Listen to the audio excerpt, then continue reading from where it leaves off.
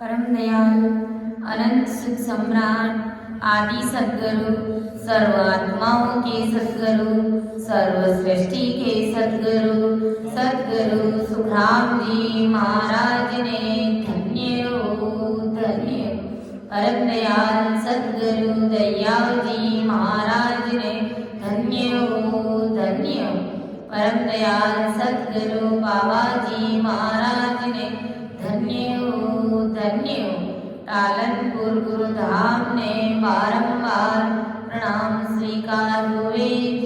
राम सभा में राम राम महाराज सभी को राम राम साहब सभी को मेरा बारंबार प्रणाम। सब संतन सोवेन जी बारे बारे प्रणाम। बिरद तुम्हारो जान के साय करो हरियाण। करुणा राखो राम जी बरसो दीन दयाल।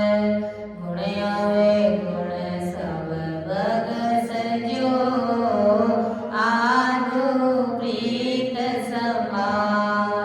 सुन जो मैं निर्दोष हूँ गाटे मान जस हो। तुम्हें हरे बोलन हारे हो क्या जानेगा कोई। परम दयाल अनंत सुख सम्राट आदि सद्गुरु सर्व आत्माओं के सद्गुरु सर्व सृष्टि के सद्गुरु सद्गुरु सुखराम जी महाराज ने धन्य हो धन्य। राम सभा में राम राम महाराज सभी विराजमान संतजनों को मेरा राम राम साथ सभी को मेरा बारंबार प्रणाम। तो अपना विषय तात्या का समाज चल रहा है। परम दयाल अनंत सुख सम्राट आदि सद्गुरु सर्व आत्माओं के सद्गुरु सर्व सृष्टि के सद्गुरु सद्गुरु सुखराम जी महाराज तात्या को समझा रहे। और आज तात्या की जगह महाराज अपन सभी राम सनेक भाई बहनों ज्ञान गुरुदेव जी महाराज के माध्यम से समझा रहे कि परम पद यानी सस्वरूप नेचर निज नाम है जो अखंडित है यानी जो कभी खंडित नहीं होता है। और ये नेचर निज नाम हंस के आदि अनादि काल से घट में पहले से ही है। बस सिर्फ उसको केवल प्रकट करने की जरूरत है आवश्यकता है। और वो प्रकट सस्वरूपी संतों के माध्यम से ही होता है उनकी चरण शरण लेने से ही होता है।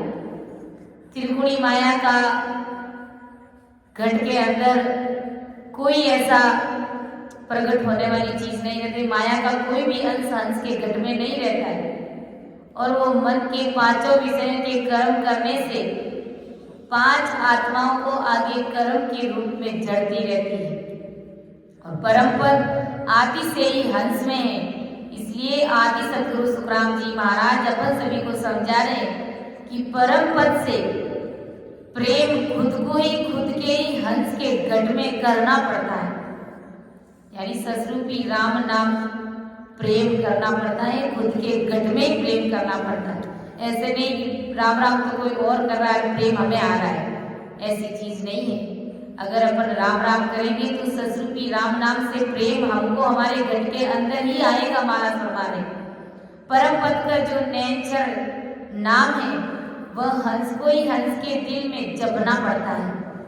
उस राम नाम को आते और जाते श्वास में प्रेम प्रतीक साच और विश्वास के साथ में जब उसे जपते हैं और हंस को खुद के परम पद से ध्यान लगाना पड़ता है। ऐसा करने से हंस के घट में परम पद ही हंस को भवसागर से पार उतारता है। और भवसागर से तिरने के लिए गुरु महाराज फरमाते हैं कि बाहर की किसी भी माया की विधि धारण नहीं करनी पड़ती है। बाहर की कोई भी माया की विधि, माया की शक्ति उस परम पद में मिलाने के लिए सब झूठी है महाराज।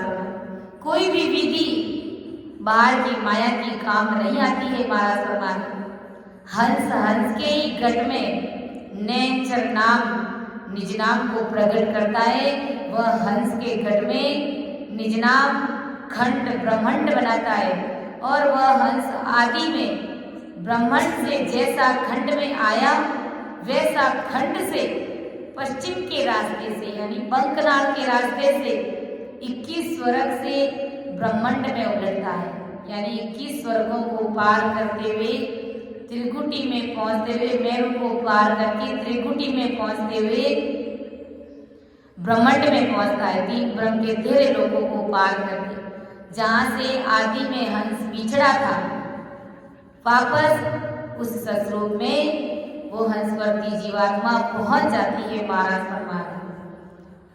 और आगे सतगुरु सुखराम जी महाराज तात्या को समझा रहे हैं कि ये तात्या उस परम पद में मिलने का दूसरा इस जगत में, इस सृष्टि में कोई उपाय नहीं है, कोई दूसरा चारा नहीं है परम पद में मिलने के लिए, परमात्मा के देश में जाने के लिए।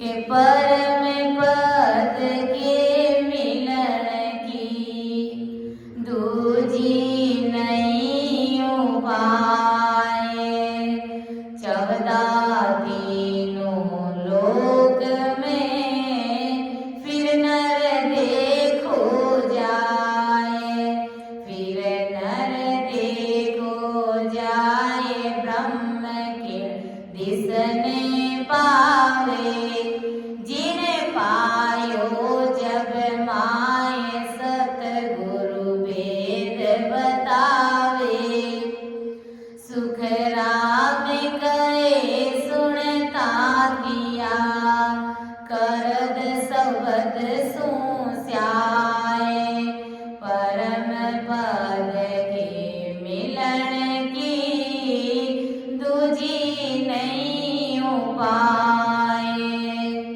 आदि सतगुरु सुखराम जी महाराज अब तात्या को समझा रहे कि ये तात्या, तुम जो भक्ति कर रहे हो और जगत के दूसरे लोग जो 3 लोग की भक्तियों में उलझे हुए हैं, उन भक्तियों को करने से तुम संसार में इस माया के लोक में ही अटके और बढ़के और लटके रहोगे और परम पद के मिलन दूसरा कोई उपाय नहीं है।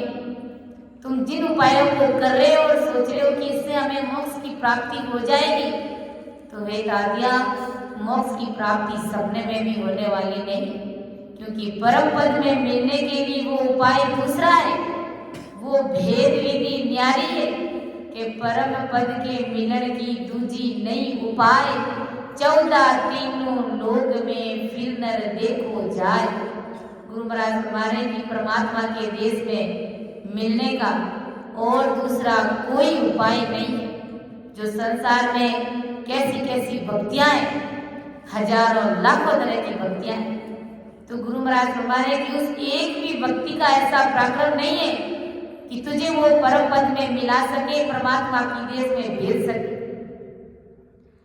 परम पद को प्राप्त करने की घट में करत शब्द की विधि को छोड़ दी तो दूजी माया की कोई भी विधि काम नहीं आती है।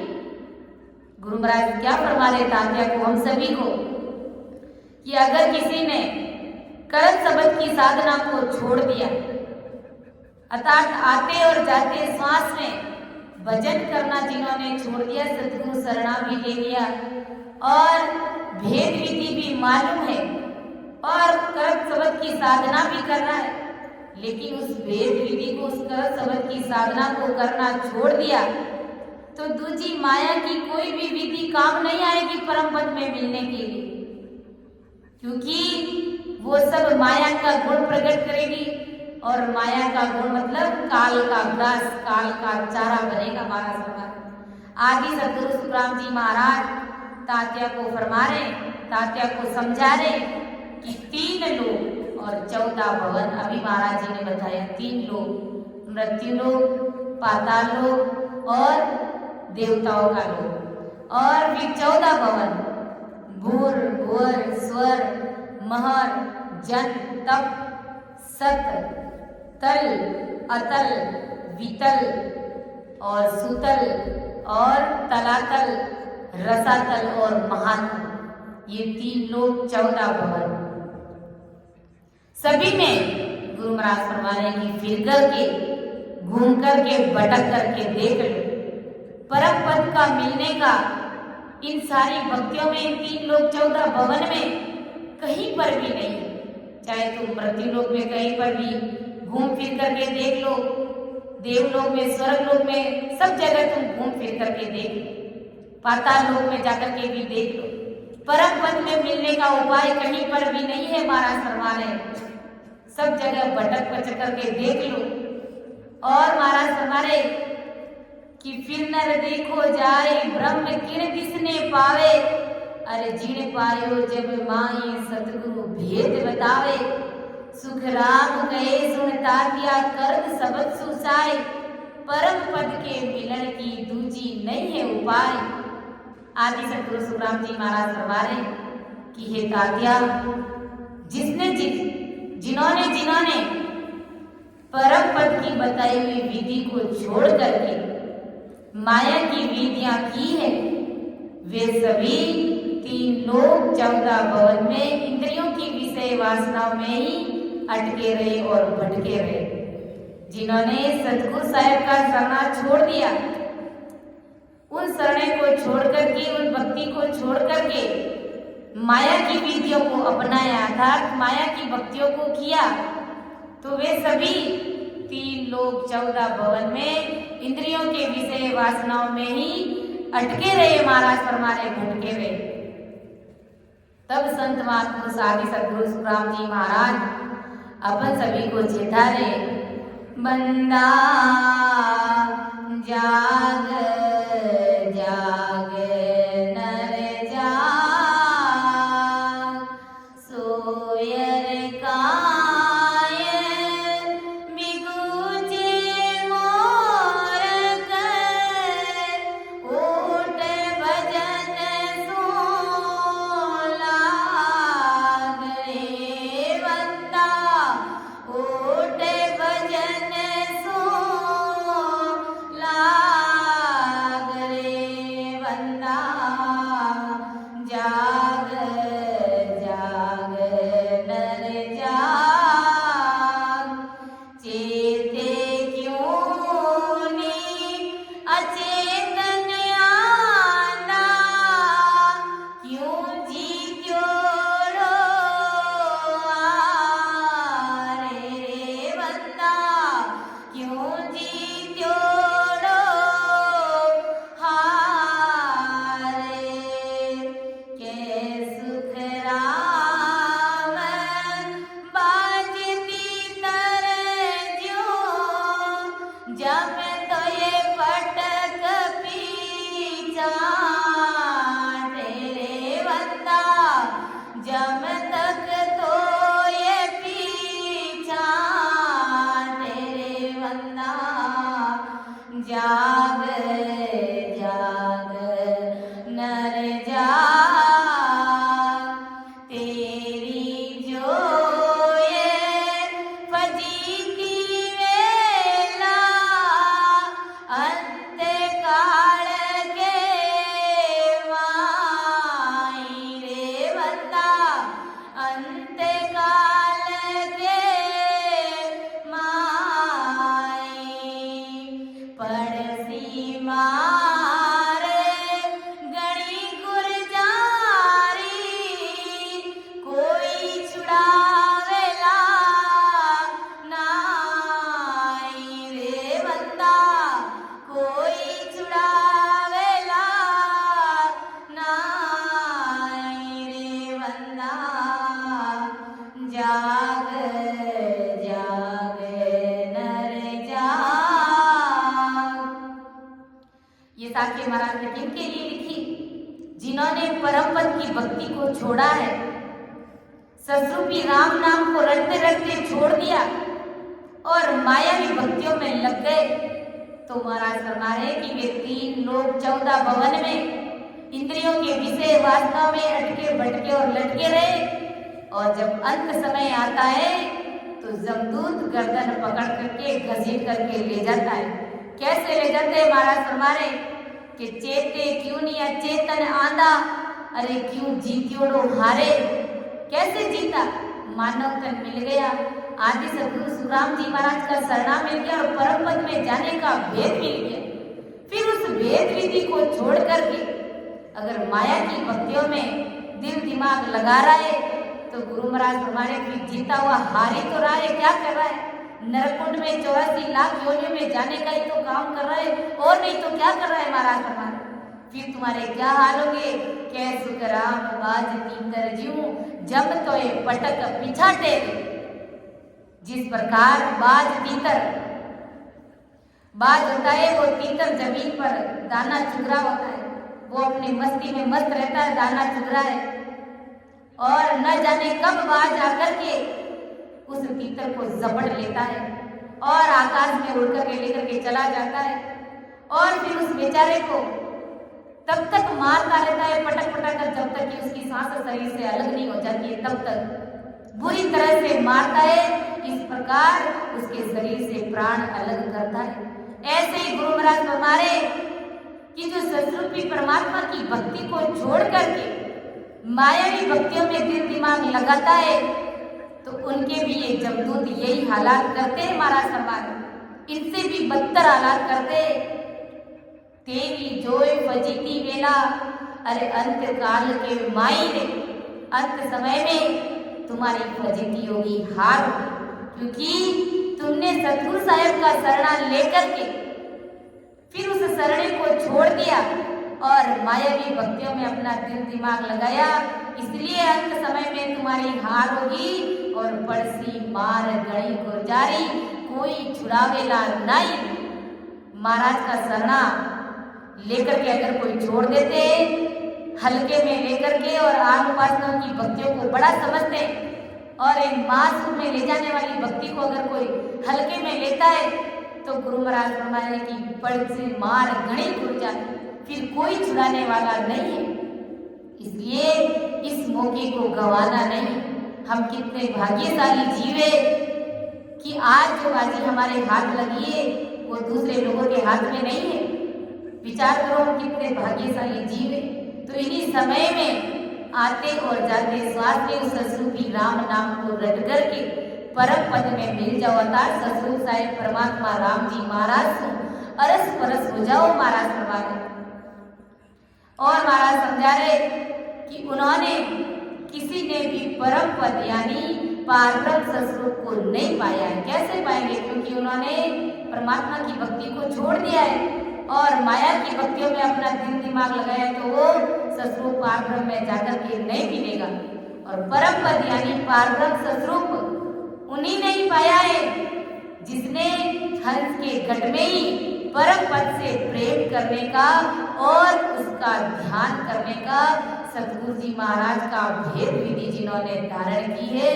गुरु महाराज हमारे कि वे ही जीव परम पद में मिले हैं जिन्होंने सतगुरु साहिब के शरणे को धारण किया कि जो शिवया सो अमर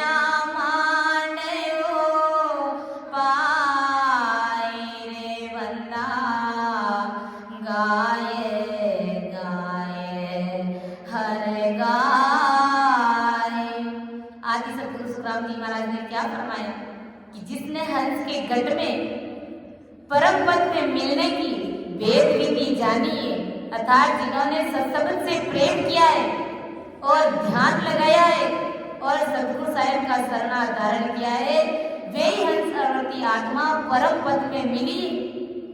इसलिए आदि सतगुरु सुखराम जी महाराज हमारे की जो शिवरियास अमर हुआ रे काल जम डर माने।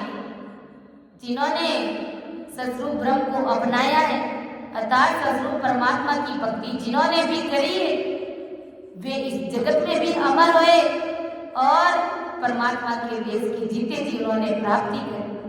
और काल भी ऐसे आते और जाते श्वास में राम नाम की भक्ति करने वाले संतों की मर्यादा मानते, उनको भी दंडवत प्रणाम करते, काल जब डर माने। बाकी ये काल किसी से डरता है क्या? किसी से भी ये काल नहीं डरता है। ब्रह्मा विष्णु महादेव के सिर पर भी ताल बजाने वाला काल क्या एक सामान्य आदमी को छोड़ेगा? कभी नहीं छोड़ेगा महाराज हमारे। और इस बात को सुर नर मुनि शंकर बंदे तो विषय बदे विद जाने। गुरु महाराज हमारे की स्वर्ग के सभी देवता और पृथ्वी लोक के सभी मानवी और पाताल लोक के सभी नागलोक और यहाँ तक कि ऋषि मुनि शंकर विष्णु ब्रह्मा शक्ति ये सभी इस बात को अच्छे से जानते हैं कि जो सतरूपी राम जी महाराज की भक्ति करते हैं वो अमर देश में पहुंचते हैं। काल भी उनकी मर्यादा को मानता है। ये बात तीन लोक के धड़ी भी अच्छे से जानते हैं, यहाँ तक कि ऋषि मुनि भी जानते हैं, ब्रह्मा विष्णु महादेव शक्ति भी जानते हैं। इसलिए ऐसे संतों की वो वंदना करते हैं, उनको प्रणाम करते हैं, उनको बारंबार नमस्कार करते हैं, दंडवत प्रणाम करते हैं ऐसे संतों को। इसलिए आदि सतगुरु सुखराम जी महाराज फरमाए कि ये सतरूप परमात्मा राम जी महाराज की भक्ति है जो सर्वोपरि भक्ति है, सर्व गुण संपन्न भक्ति है। महाराज फरमाए सबसे ऊपर भक्ति यही है। बाकी दूसरी कोई भी शक्ति हमें परम पद में, कोई भी भक्ति हमें परम पद में नहीं मिला सकती। महाराज फरमाए ऐसी वो सतगुरु साहिब राम जी महाराज की भक्ति है।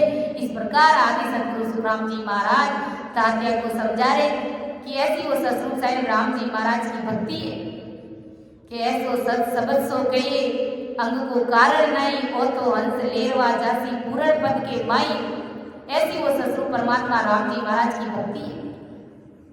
अब देखो आदि सतगुरु सुखराम जी महाराज तात्या को त्रेता युग के रामचंद्र जी के बारे में, रामचंद्र जी को कैसा वैराग्य उत्पन्न हुआ और किस प्रकार वो अपने वशिष्ठ मुनि से अरदास करते, अपने गुरुदेव जी महाराज से अरदास और विनती करते, वो बात महाराज तात्या को समझा रहे, लेकिन अपन सभी को भी साथ ही साथ महाराज समझा रहे। तो महाराज क्या समझा रहे कि एक समय सुन राम के आवर्ती तन माए, पार ब्रह्म के लोक में किस विध मिलिए जाए। आदि सतगुरु सुखराम जी महाराज तात्या को बोल रहे, तात्या को समझा रहे कि एक समय त्रेता युग में राजा रामचंद्र जी के मन में पारब्रह्म सतरूप के लोक में जाने की चाहना हुई। रामचंद्र जी कौन? दशरथ जी का बेटा रामचंद्र जी। तो उनको सतरूप परमात्मा के देश में अर्थात पारब्रह्म के लोक में, सतरूप के लोक में जाने की चाहना हुई, इच्छा हुई। और रामचंद्र जी ने जगत के ज्ञानी से ये सुना था कि उस लोक में माया के किसी भी विधि से नहीं जाया जाता है। रामचंद्र जी ने जगत के लोगों से, मुख से क्या सुना?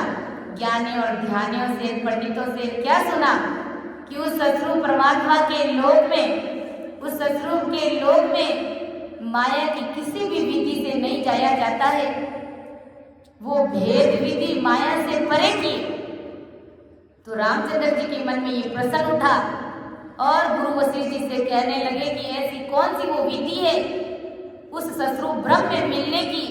वो गुरुदेव जी महाराज वो विधि, वो भेद आप मुझे बताइए, क्योंकि ज्ञानी और ध्यानियों के मुखाग्र से मैंने सुना है कि उस लोक में माया की कोई भी विधि से नहीं पहुंचा जाता है। जब माया की कोई भक्ति से, कोई विधि से नहीं पहुंचा जाता है तो कौन सी वो भक्ति, कौन सी वो भेद विधि है, कौन सी वो शक्ति है जिससे कि उस सतरूप ब्रह्म में मिला जा सके।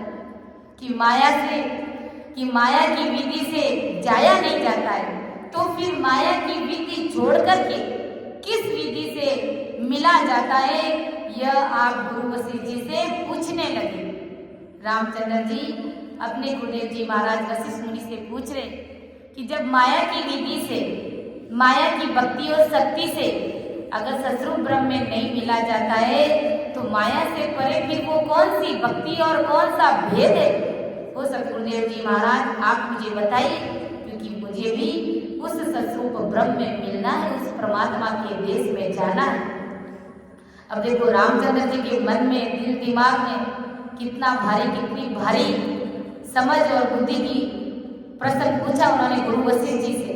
और ये अज्ञानी जगत रामचंद्र जी को पूजते हैं, मानते हैं, केवल उनके शरीर को याद करते हैं, आकारी भक्ति करते हैं, लेकिन ये नहीं पता है कि रामचंद्र जी तो खुद ही सुख और दुख में पड़े हुए, वो तो खुद ही काल का ग्रास बने हुए। अज्ञानी जगत को समझ नहीं होने के कारण उनसे पूछते हैं कि आप कौन सी भक्ति करते हैं, तो सीधा यही कहते हैं कि जो तुम करते हो वही हम करते हैं, जैसे तुम राम राम कर रहे हो वैसे हम भी राम राम करें। लेकिन ये नहीं मालूम है कि हमारे राम में और तुम्हारे राम में रात और दिन का फर्क है। तुम जो राम नाम ले रहे हो वो आकारी नाम है, वो रामचंद्र दशरथ जी का बेटा रामचंद्र जी को याद कर रहे हो, उनकी भक्ति कर रहे हो। और वो तो इस जगत में निमित्त मात्र आए थे, रावण को मारने के लिए आए थे। संसार में जो कर्तव्य परमात्मा ने उनको देकर के भेजा तो वो वहां पर करने के लिए इस मृत्यु लोक में आए, लेकिन अज्ञानी जगत उनके शरीर तक ही सीमित रह गए। तो आदि सतगुरु सुखराम जी महाराज दात्या को समझा रहे कि रामचंद्र को देख ज्ञान वाष्ट मुनि दियो, रामचंद्र को देख ज्ञान वाष्ट मुनि दियो, तुम ही ब्रह्म विचार भरम काहे और लियो, जैसे तरंग कहा ये सूर से किरणा फूटे, ज्यों बादल सो बूंद सरब न्यारी होए छूटे, ऐसे तुम उण ब्रह्म सो न्यारा कहिए जान, रामचंद्र को तातिया वस्त मुनि के ताण। अब आदि सतगुरु सुखराम जी महाराज तात्या को समझा रहे कि गुरु वशिष्ठ जी ने रामचंद्र जी को क्या समझाया, किस बात को समझाया, क्या कहा गुरु वशिष्ठ जी ने रामचंद्र जी को कि रामचंद्र को देख ज्ञान वाष्ट मुनि दियो, तुम ही ब्रह्म विचार ब्रह्म काय लियो। रामचंद्र का प्रश्न सुनकर के वशिष्ठ मुनि जी ने रामचंद्र जी से कहा कि हे रामचंद्र, तू ही सतरूप ब्रह्म है, अर्थात तू ही सतरूप ब्रह्म है, तू ही राम है, तेरे सिवा और कोई सतरूप ब्रह्म नहीं है। यानी जिस सतरूप ब्रह्म की तुम रामचंद्र जी बात कर रहे हो तो वो सतरूप ब्रह्म तुम खुद ही हो, तेरे सिवा और कोई सतरूप ब्रह्म नहीं है। तेरे सिवा सतरूप ब्रह्म है, ये विचार यानी ये ब्रह्म तेरे पुर में क्यों उत्पन्न हुआ? तुम्हें ऐसा क्यों लग रहा है कि मेरे से अलग कोई और सतरूप ब्रह्म है? ऐसा ब्रह्म तुम्हारे हृदय में कहाँ से उत्पन्न हुआ, कैसे आया, क्यों आया? हे रामचंद्र, तुम मुझे बताओ, क्योंकि तुम्हारे में और उस सतरूप ब्रह्म में कोई अंतर नहीं है। जैसे देखो गुरु वशिष्ठ जी ने उदाहरण दिए कि जैसे तरंग काय सूर्य से किरणा फूटे, ज्यों बादल सो बूंद सरब न्यारी होई छूटे, ऐसे तुम उन ब्रह्म सु न्यारा कहिए जान। गुरु वशिष्ठ जी समझा रहे हैं कि हे रामचंद्र जी, जैसे समुद्र और समुद्र की लहर ये दोनों अलग अलग दिखती, समुद्र अलग है और उसकी लहरें उछाले खाते हुए अलग दिखती है, दोनों चीज अलग अलग है। परंतु दोनों ही समुद्र ही है, चीज तो दोनों समुद्र की है, तो फिर वो अलग अलग क्या हो गई? ऐसे ही वैसा तू और ससुर ब्रह्म अलग अलग दिखते जरूर हो, परंतु तू और ससुर ब्रह्म एक ही। जैसे समुद्र और समुद्र की लहरें अलग अलग दिखती है, लेकिन वो दोनों है एक ही चीज। ऐसे ही ये रामचंद्र, तू और वो ससुर ब्रह्म अलग अलग दिखते हो, परंतु तू और ससुर वो ब्रह्म एक ही हो, अलग नहीं हो। जैसे सूरज से किरणें न्यारी फूटती है, सूरज की किरणें इस जगत में प्रकाश फैलाती है, तो लगता है कि सूरज की किरणें न्यारी फूट रही है, यानी वो सूरज से अलग है। तथा बादल से बूंद न्यारे छूटते हैं, बादल से बरसात आती है तो बूंदे अलग होती है, लेकिन वो बूंदे आई कहाँ से? बादल से ही तो आई, तो बादल ही तो है। ऐसे ही हो रामचंद्र जी, सूरज से जो किरणें अलग हुई तो ये सूरज ही तो है। दोनों चीज दिखने में अलग अलग है, लेकिन चीज तो एक ही है। वैसा तुम ससुर ब्रह्म से न्यारे नहीं हो, तुम ससुर ब्रह्म ही हो। जैसे सूरज और सूरज की किरणें सूरज ही है, तथा बादल और बादल से निकले हुए बूंद बादल का ही रूप है, ऐसे ही ससुर ब्रह्म से निकला हुआ तू यानी रामचंद्र तथा ससुर ब्रह्म एक ही है। जैसे बादल और बादल की बूंदे एक है, वैसे ही है रामचंद्र जी, तुम और ससुर ब्रह्म एक ही। जैसे सूरज और सूरज की किरणें एक ही दिखती है, एक ही दिखने में अलग चीज है, लेकिन है चीज एक ही, ऐसे ही ये रामचंद्र जी, तुम और वो ससुर ब्रह्म एक ही है, तथा ससुर ब्रह्म एक ही है। ससुर ब्रह्म से तू न्यारा नहीं है, तुम अलग नहीं हो।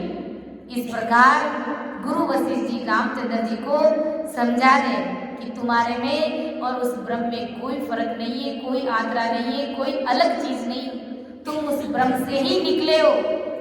जैसे सूरज की किरणें कैसे अलग होती है, जैसे बादल से बूंद कैसे अलग हुई, तो वो अलग दिखती है, लेकिन रूप एक ही है, चीज एक ही है।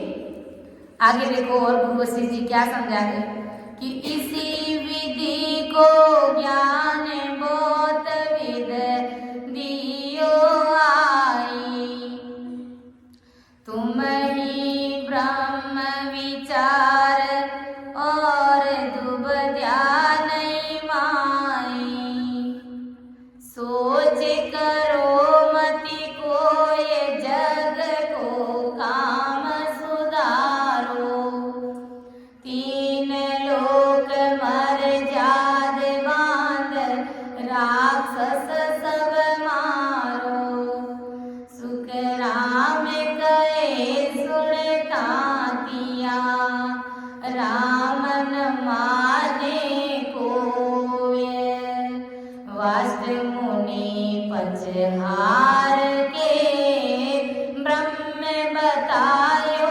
जोय।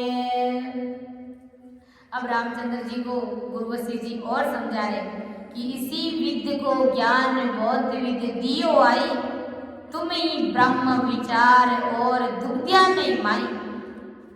हे रामचंद्र जी, वशिष्ठ मुनि ने रामचंद्र जी को इस तरह का बहुत प्रकार से ज्ञान से उन्हें समझाया, नाना प्रकार के उदाहरण देकर के, दृष्टांत दे करके रामचंद्र जी को गुरु वशिष्ठ जी ने समझाने का प्रयास किया, ज्ञान से समझाया। और रामचंद्र जी को तू एक ही ससुर ब्रह्म है ये भी बताया, बारी बारी से उनको समझाया कि तू एक ही ससुर ब्रह्म है। जिस ब्रह्म की तुम बात करने जा रहे हो वो ब्रह्म तुम स्वयं ही हो, अर्थात वो ससुर ब्रह्म भी तुम ही हो। तुझमें और ससुर ब्रह्म के बीच में दुविधा कुछ भी नहीं है, यानी आत्रा नहीं है, फर्क कुछ भी नहीं है। तुम और वो ब्रह्म दोनों एक ही चीज हो, इसीलिए तू ससुर ब्रह्म के लोक में मिलने की कुछ भी फिक्र मत कर। देखो गुरु वशिष्ठ जी ने क्या कहा कि सोच करो मत कोई जग का काम सुधारो, इसलिए तू ससुर ब्रह्म के लोक में मिलने की, अर्थात तो ससुर ब्रह्म के लोक में जाने की किसी बात की तुम चिंता मत करो। क्यों चिंता मत करो? क्योंकि तुम खुद ही ससुर ब्रह्म का ही रूप हो। चीज अलग अलग हो सकती है लेकिन हो तुम एक ही। जैसे कैसे देखो गुरु वशिष्ठ जी रामचंद्र जी को पढ़ा रहे, लेकिन रामचंद्र जी को आत्म ज्ञान हो गया कि मैं कितने जन्म मैंने ले लिए, यानी 4 करोड़ 4 लाख 2,000 वर्ष हो गए मुझे इस मृत्युलोक में आते हुए, और मैं रावण को मारता रहता हूँ और फिर से रावण पैदा हो जाता है। यानी घर घर में आज देखते अपन रावण बन के बैठे, कोई मर्यादा नहीं सीखता, किसी के अंदर भाईचारे की भावना नहीं, कोई अपने पिता की आज्ञा का पालन नहीं करता। अगर थोड़ा सा भी इधर उधर हो जाता है तो सीधे थाने में पहुंच जाते, कोर्ट में पहुंच जाते, लेकिन कोई भी भाईचारे को नहीं निभाता है, कोई अपने पिता माता पिता की आज्ञा का पालन नहीं करता है। तो रामचंद्र जी को आत्मज्ञान हो गया, वो दुखी हो गए कि अभी तक तो मैं सुख और दुख से परे नहीं हुआ हूँ, और आप गुरुजी मुझे कह रहे हैं कि जो ससुर ब्रह्म की मैं बात कर रहा हूँ उस ब्रह्म में और तुम्हारे में कोई अंतर नहीं है, ऐसा हो नहीं सकता। इसलिए तू ससुर ब्रह्म से इस संसार के जिस काम के लिए आया हो वो काम तुम पूरा करो। कौन सा काम करने के लिए रामचंद्र जी यहाँ पर त्रेता युग में आए थे? रावण को मारने के लिए। तो उस कार्य को तुम करो, अर्थात तुम राक्षसों का विनाश करो। जो काम तुम्हें राम जी ने दिया है उस काम को तुम करो। ससुर ब्रह्म से जो तुम काम लेकर के आए उस काम को पूरा करो। तो इन तीनों लोगों की पालन पोषण करने की जो विधि राक्षसों ने जो बिगाड़ रखी है उस विधि को तुम सुधारो, उसके अंदर तुम सुधार करो। यानी राक्षसों ने जो पालन पोषण करने की विधि को बिगाड़, घर घर में रावण पैदा हो गए, सब जगह अत्याचार अहिंसा हो रही है, तो उस बिगाड़ी हुई विधि को हे रामचंद्र जी तुम सुधारने का प्रयास करो। और उत्पात करने वाले सभी दुष्ट राक्षसों का तुम संहार करो। जो उद्यम मचाते, जो उत्पात मचाते, ऐसे सभी राक्षसों का तुम संहार करो, उन सभी को तुम नष्ट करो। जो काम तुमने ससुर ब्रह्म से तुम लेकर के आए तो वो काम तुम करो, बाकी उस ससुर ब्रह्म में मिलने की चिंता फिक्र तुम छोड़ो। आदि सदगुरु सुखराम जी महाराज ने तात्या को समझाया कि वशिष्ठ मुनि की ये बात कि सुख राम कहे सुनता दिया, राम न माने कोय, वास्तव मुनि पछहार के ब्रह्म बतायो जोय। आदि सदगुरु सुखराम जी महाराज तात्या को समझा रहे कि ये तात्या गुरु वशिष्ठ जी ने रामचंद्र जी को खूब समझाए, लेकिन समझाने के बावजूद में भी रामचंद्र जी ने गुरु वशिष्ठ जी की एक भी बात को नहीं मानी, क्योंकि उन्हें पता है कि मैं अभी सुख दुख से परे नहीं हुआ, अभी माया ने मेरा पीछा छोड़ा नहीं है, मैं ससुर ब्रह्म से मिला नहीं। वास्तु मुनि पछहार के ब्रह्म बतायो जो। आखिर वशिष्ठ मुनि जी हार बच करके रामचंद्र जी को उस ब्रह्म में जाने का भेद बताते। गुरु वशिष्ठ जी ने क्यों नहीं बताया? इसलिए नहीं बताया कि अगर रामचंद्र जी को अभी ब्रह्म मिलने का भेद बता दिया तो फिर राक्षस जैसे रावण को कौन मारेगा, और उनको जब नहीं मारा तो सारे जगत में अहिंसा फैल जाएगी, कोई माता पिता की आज्ञा का पालन नहीं करेगा, कोई भाईचारे की भावना नहीं, राक्षसों को कौन मारेगा।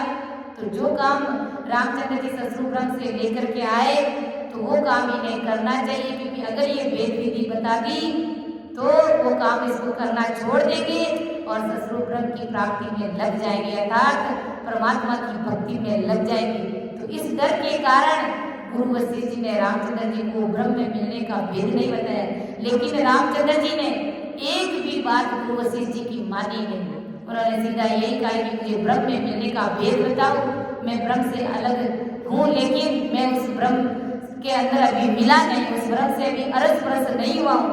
तो आखिर में गुरु वशिष्ठ जी पछहार गए। तब रामचंद्र जी को वशिष्ठ मुनि ने ससुर ब्रह्म बताया, यानी उस ससुर ब्रह्म में जाने का भेद बतलाया। आगे महाराज क्या समझा रहे कि राम कहे गुरुदेव ने यूं तो सब ही राम, पांच तत्व के बस पड़िया सो नहीं पूर्ण दाम, सो नहीं पूर्ण दाम ब्रह्म तो ऐसो होई सदा सुख ध्यान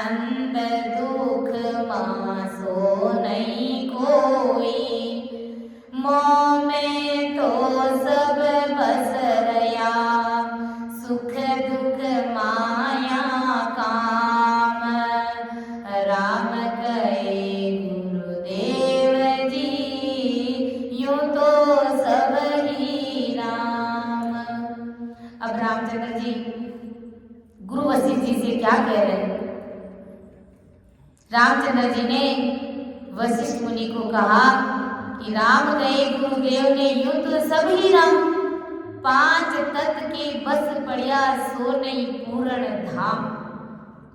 ज्ञान से समझ के देखा मैंने, रामचंद्र जी कह रहे हैं कि ओ गुरुदेव जी महाराज, मैंने ज्ञान से समझ करके देखा है तो सब में ही राम है। जो जगत के जितने भी जीव प्राणी हैं उन सब के अंदर राम है, उन सब के अंदर घट में राम जी बैठे हैं। तो वैसा राम तो मेरे अंदर भी है। फिर आप मुझे अकेले कोई राम कैसे कहते हो, जब राम तो हर प्रत्येक प्राणी में राम जी बैठे, सबके घट घट में उस राम जी का वास है। तो फिर मुझे अकेले कोई आप राम कैसे कह रहे हो? जो राम दूसरों में वही राम मेरे अंदर है। फिर मैं अलग कैसे हो गया? जैसे जगत के सभी 5 तत्व के बस पड़े, वैसे मैं भी 5 तत्व के तो बस पड़ा हूँ। जैसे जगत के दूसरे जीवों का जो देह बनी वो 5 तत्वों की बनी और वही 5 तत्वों की देह मेरी बनी हुई है। तो फिर उनमें और मेरे में क्या अंतर है? मैं उन सबसे अलग कैसे हूँ? मेरी भी तो काया, मेरी भी तो देह जगत के जो दूसरे जीव है उनके जैसी तो है, और उनके देह के अंदर जो राम विराजमान है वो राम मेरे अंदर भी है। तो फिर आप मुझे ही राम क्यों कहते हैं? जब वो सब राम ही है तो फिर मैं राम अलग कैसे हूँ? मैं अकेला राम कैसे हूँ? मुझे क्यों अकेले राम कहते हो? 5 तत्वों का देश ये माया का है, इसलिए मैं पूर्ण राम नहीं हूँ। ये 5 तत्वों की जो देह है ये माया की देह है, ये नाशवान देह है, इसलिए मैं पूर्ण राम नहीं हूँ। मैं पूर्ण सस्वरूप ब्रह्म नहीं हूँ। पूर्ण ब्रह्म यानी पूर्ण राम यह सदा सुख आनंद में रहता है। जो पूर्ण राम में मिल जाता है वो सदा ही सुख में और आनंद में रहता है।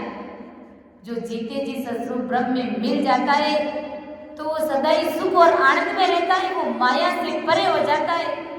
फिर उनके शरीर से भी उन्हें कोई लेना देना नहीं रहता है। माया से परे हो जाता है, सदा ही वो आनंद में रहता है। लेकिन वो गुरुदेव जी महाराज, मैं तो अभी माया में पड़ा हुआ हूँ। अभी सुख दुख ने मेरा लारा पीछा छोड़ा नहीं है। बार बार मैं रावण को मारता हूँ, फिर से रावण पैदा हो जाता है। कभी कोई सीता का हरण करके ले जाता है। कोई जगत में मर्यादा मानता नहीं है। कोई पिता की आज्ञा का पालन करता नहीं। कोई भाईचारे की भावना किसी के अंदर है नहीं। फिर मेरे तो पीछे ये सुख दुख लगा हुआ है। मैं तो एक तरह से दुखी जी हूँ। मैं अभी माया से कहाँ परे हूँ? और जो माया से परे, जो पूर्ण ब्रह्म है, वो तो सदा ही सुख और आनंद में है, और मैं तो अभी सुख और आनंद में हूँ नहीं। फिर आप मुझे कैसे वो सस्वरूप ब्रह्म कह रहे हैं?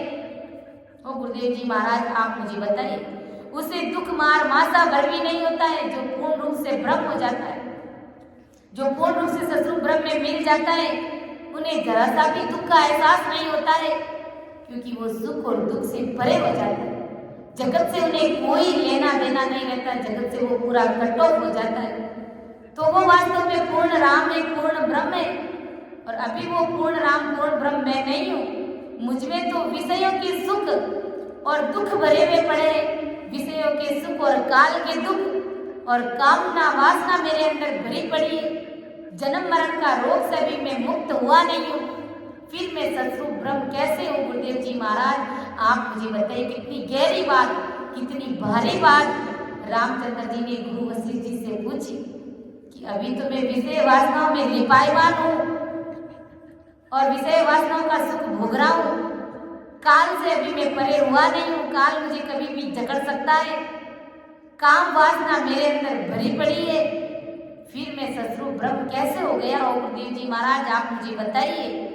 इसलिए मैं पूर्ण राम यानी ब्रह्म नहीं हूँ। मैं पूर्ण रूप से राम नहीं हूँ। फिर तो सभी पूर्ण राम यानी ब्रह्म ही है। जैसा मैं हूँ वैसे जगत के सभी लोग पूर्ण राम ही है, पूर्ण ब्रह्म ही है। भाई मेरे अंदर जो विषय वासना, जो सुख दुख ने अभी मेरा पीछा नहीं छोड़ा है, तो वो जगत के अंदर सबके अंदर ही है। तो क्या वो सभी सस्वरूप ब्रह्म है क्या? ऐसा नहीं है गुरुदेव जी महाराज। सस्वरूप ब्रह्म जो है वो सबसे न्यारा, सबसे अलग है। वो माया से परे है। वो सुख दुख से परे हो गए। उन्हें काम वासना नहीं सताती। वो पूर्ण रूप से ब्रह्म है और मैं अभी पूर्ण रूप से ब्रह्म नहीं हुआ। इस प्रकार आदि सद्गुरु सुखराम जी महाराज तात्या को समझा रहे कि ये तात्या, रामचंद्र जी ने इस प्रकार अपने गुरुदेव जी महाराज से ऐसी ऐसी भारी बातें पूछी। तब गुरु वशिष्ठ जी ने रामचंद्र जी को वो ब्रह्म में मिलने का भेद बताया।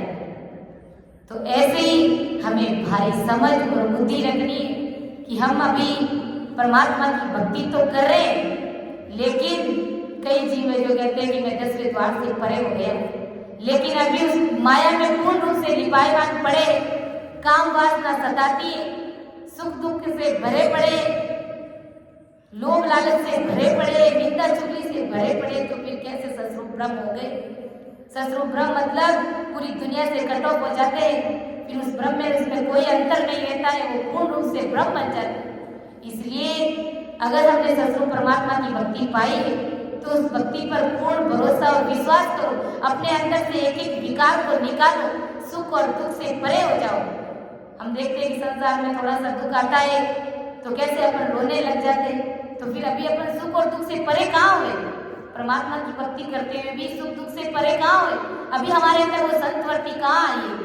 जब अपन संसार के दुख से दुखी हो जाते, रोने लग जाते, फिर अभी अपन सस्वरूप ब्रह्म है ही नहीं। अभी तो अपन माया में लिपायमान पड़े, सुख दुख ने हमारा पीछा छोड़ा ही नहीं, हम माया से परे हुए ही नहीं। तो इस बात पर विचार करके हमें परमात्मा की भक्ति करनी है, क्योंकि ये मानव देह हमें बार बार मिलने वाली नहीं है। एक बार अगर मानव तन हार गए तो फिर दोबारा ये भक्ति मिलनी बहुत ही मुश्किल है। मानव तन भी मिल जाएगा, लेकिन संत सद्गुरु का शरणा नहीं मिला, ऐसी भक्ति नहीं मिली परमात्मा के देश में जाने की, तो क्या करेंगे? इसलिए ऐसे भ्रमों से उलझ करके बाहर निकलना है कि अभी मैंने कोई नई चीज, ईद की चीज पाई है कि नहीं पाई, मैं माया से परे हुआ कि नहीं हुआ, या फिर ऐसे ही केवल खाली बातें बना रहा हूँ, इस बात पर भी हमें विचार करना है। ऐसा प्रज्ञान आदि सद्गुरु सुखराम जी महाराज हमें तात्या के माध्यम से समझाने का प्रयास किया।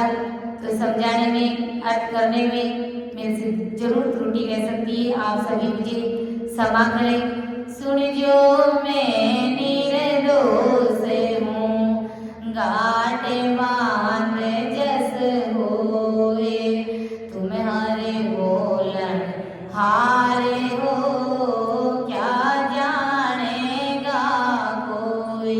परम दयाल अनंत सुख सम्राट आदि सद्गुरु, सर्व आत्माओं के सद्गुरु, सर्व सृष्टि के सद्गुरु, सद्गुरु सुखराम जी महाराज ने धन्य हो। राम सभा में राम राम महाराज, सभी को राम राम साहब, सभी को मेरा बारंबार प्रणाम।